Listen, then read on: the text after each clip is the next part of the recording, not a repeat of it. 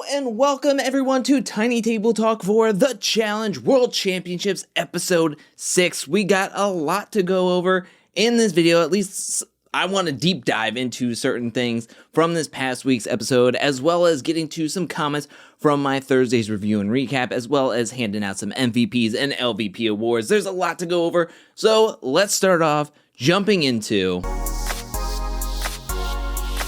Now, coming into this Tiny Table Talk, I knew of one specific scene I definitely wanted to touch on and deep dive into, and that was the conversation between Sarah and Bananas. I went into the comment section, and there was a lot of comments about this conversation.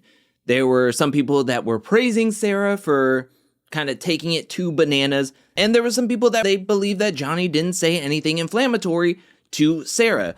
Just like Amira here, who says, I don't feel like Johnny said anything offensive to Sarah. And I have to agree with Amira and a lot of the other commenters that were kind of confused and saying, like, Johnny didn't really say anything too off the wall to Sarah. But somehow the conversation reaches to a point where Sarah is kind of getting on Bananas and yelling at him. And then there was a good amount of comments confused on the idea of maybe we didn't get the full conversation. And I will get into that. First of all, let's talk about the conversation between Sarah and Bananas that we see on screen. So when Bananas joins the conversation, Sarah just wants to communicate to the legends that, look, we're fine with doing whatever. We will go with the flow, but what we need to know is the direction the flow is going. We would like to know the pathway, or, she says, the general idea of where this game is going and how we want to play this game together as a unit. I think that is reasonable for Sarah to put that out on the table, that it would make her feel more comfortable at least knowing that there is some strategy and what they are moving towards and how they are trying to make it to the finals and what steps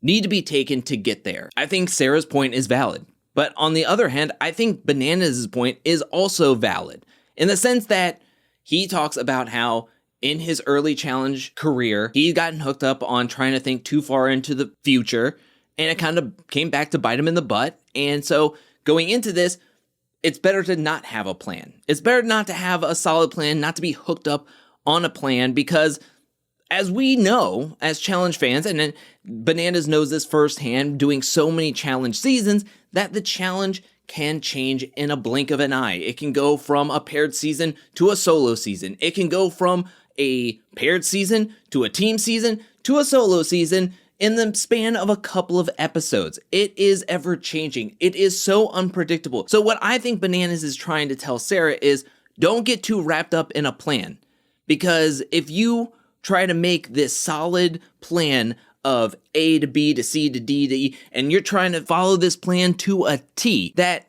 in the next episode, in the next week, that plan could be instantly thrown out the window because of a twist, because of a DQ. And it just doesn't seem like there is a communication, there's a chemistry, there's a rhythm in the Challenge USA crew where Danny and Sarah are able to maybe be on the same page as Bananas and Tori. And that's fine. You know, sometimes you just don't gel with people. Even if you're in the same team, quote unquote, in the same alliance, sometimes you just don't gel with each other. We see this all the time in the Rivals seasons, back in Rivals, in the X's season. Some people are paired up with people that they absolutely disdain. They've never played on the same side with each other, and yet here they are being paired up with each other. But I think that Bananas' way of looking at the strategy in the challenge and saying, like, don't get too hooked up on a plan, I think is good advice, but having really no plan at all, like whatsoever, leads to certain people making it to the finals who can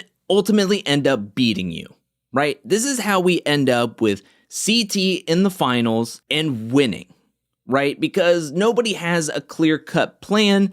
They're waiting for an opportunity. They're waiting for the game to come to them, or they're just worried about making it to the finals and not really worrying who's around them. So I can see both sides of this conversation being valid in the sense that we should have a plan to at least know who shouldn't be making it into the finals and how we're going to try to get them out. But also in the same case, don't get too locked into a plan because you're going to have to scrap it anyways, right? Don't get too hooked up into a plan. Don't panic when that plan goes awry.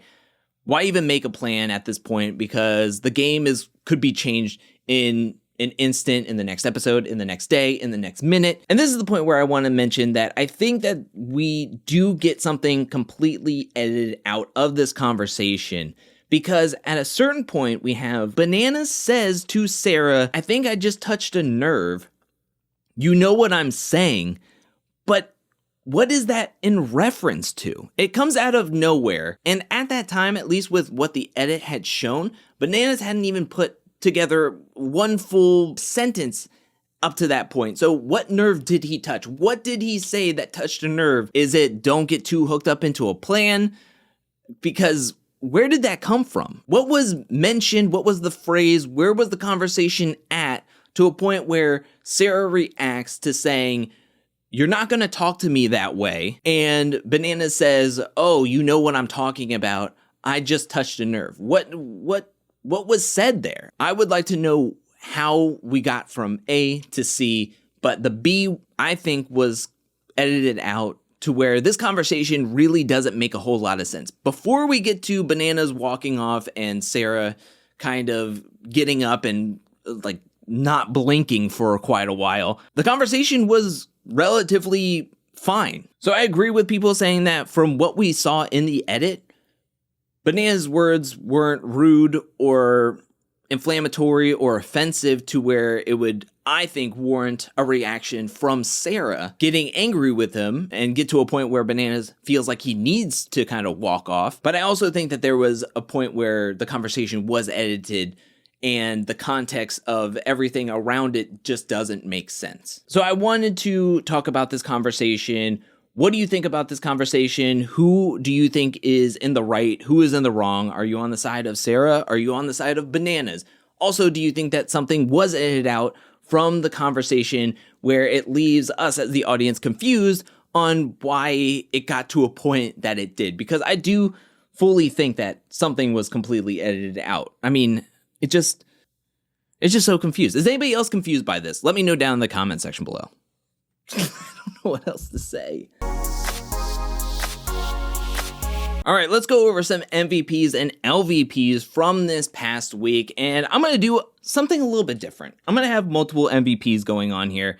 I want to give a shout out MVP to Emily for her performance in the daily challenge. I mean, she looked incredible. I mean, I know she's an Olympian. This is her forte. She's a swimmer. She should be doing performances like this in a daily challenge when it has to do with swimming. There's something about watching Emily in the water compared to even the good swimmers of the challenge. She did an incredible job despite not winning the daily and being voted in. I want to give her an MVP. I think this is going to be controversial, but I want to give an MVP to Ben and Casey and their way of getting Troy and Amber on their side to vote how they wanted them to vote by using the information they got from Tori to swap them over to their side. I thought that was incredible. This is something that we really haven't seen Casey do on the challenge, which she really hasn't had to do anything like this before on the challenge, right? She always comes in with some Big Brother players. She's always had numbers. She's always been looked at as a giant threat. Well, guess what? Her and Ben made kind of a chaotic move last week. And coming into this episode, I think they were thinking we need to do something to start gaining some numbers back. And I thought their plan worked out to perfection. LVP, I want to say Darrell was really, really bad this past week. Saying I don't know to Ben and Casey for putting them into an elimination, I thought that was pretty bad. Even though Ben says on the Challenge Official podcast, or I think Darrell said something, that Darrell did come up to Ben and Casey and let them know like the full reasoning and kind of threw Sarah and Emily underneath the bus, saying like they were the ones that told me everything that happened at the voting and that's why we sent you in. Maybe he wanted to do it off camera for a certain reason, and maybe it worked out for him. I don't like to add insult to injury, but Grant did a pretty bad job in this past week's daily. I mean, I don't know how. Like, honestly, I don't know how that happened. I mean, they had every team go, and the only person to have wedged themselves between the inflatable and the support was Grant. And I hope for a good recovery. I hope he's doing much better. I just, like, what? I just don't understand. I truly don't understand how that all went down. But what do you think about my MVP and LVP picks? Do you agree with my picks or do you disagree? If you disagree with any of my picks or have some MVPs or LVPs of your own, let me know down in the comment section below.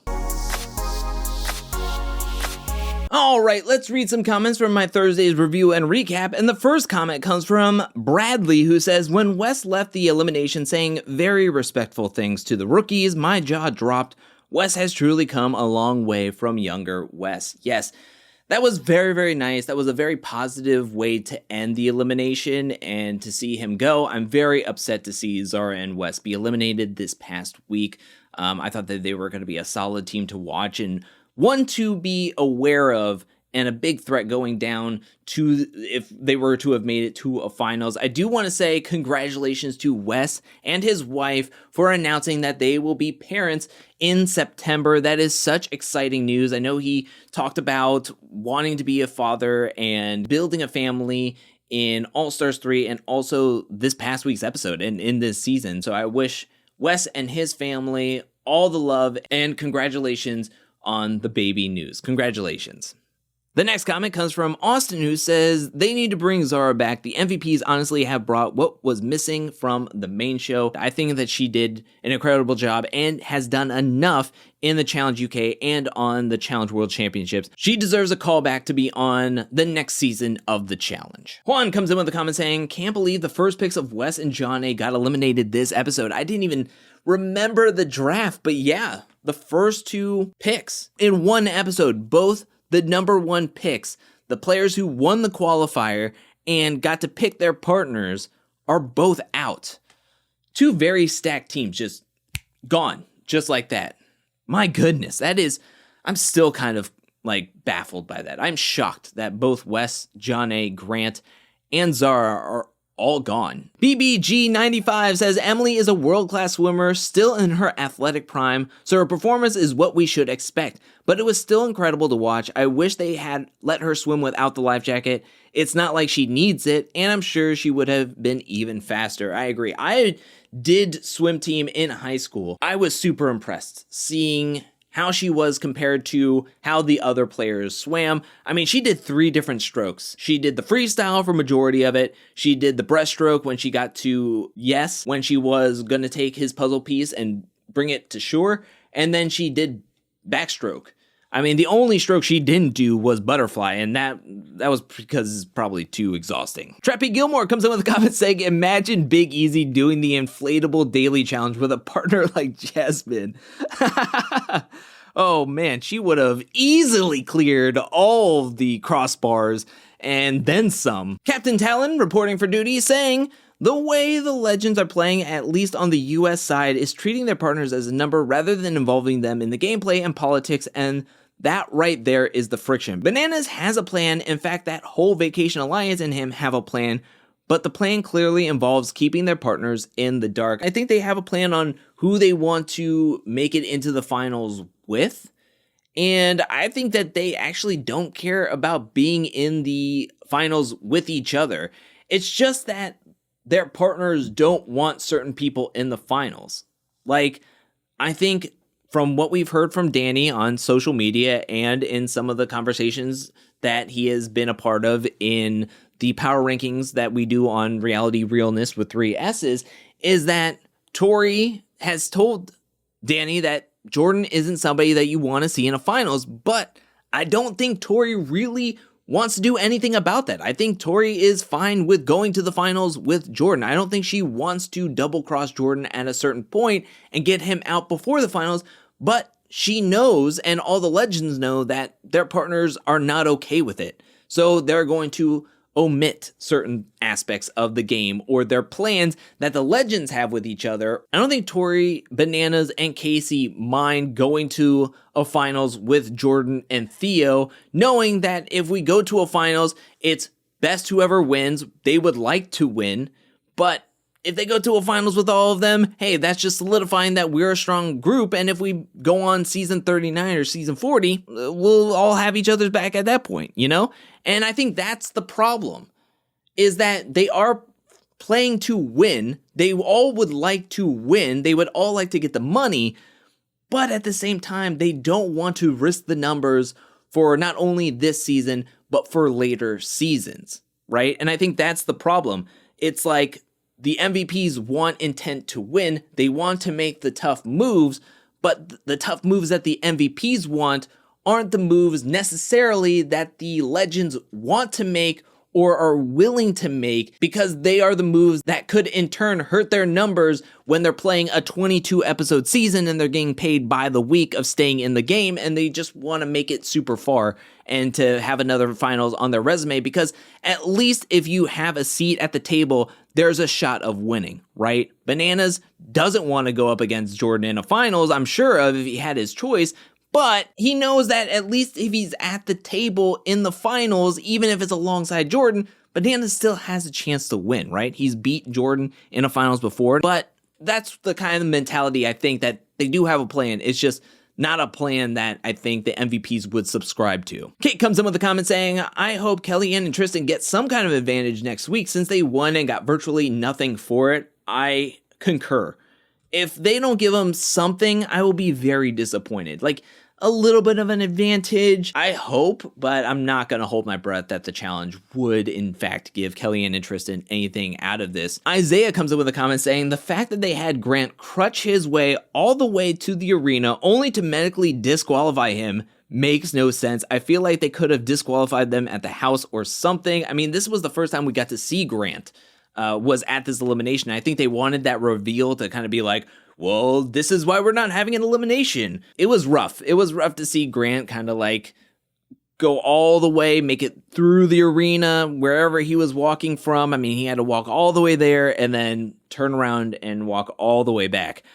It was a little unnecessary, but I think that they wanted that intense reveal of showing it, but it was kind of ridiculous. And the final comment comes from a Sue who says, Grant really had a crap day.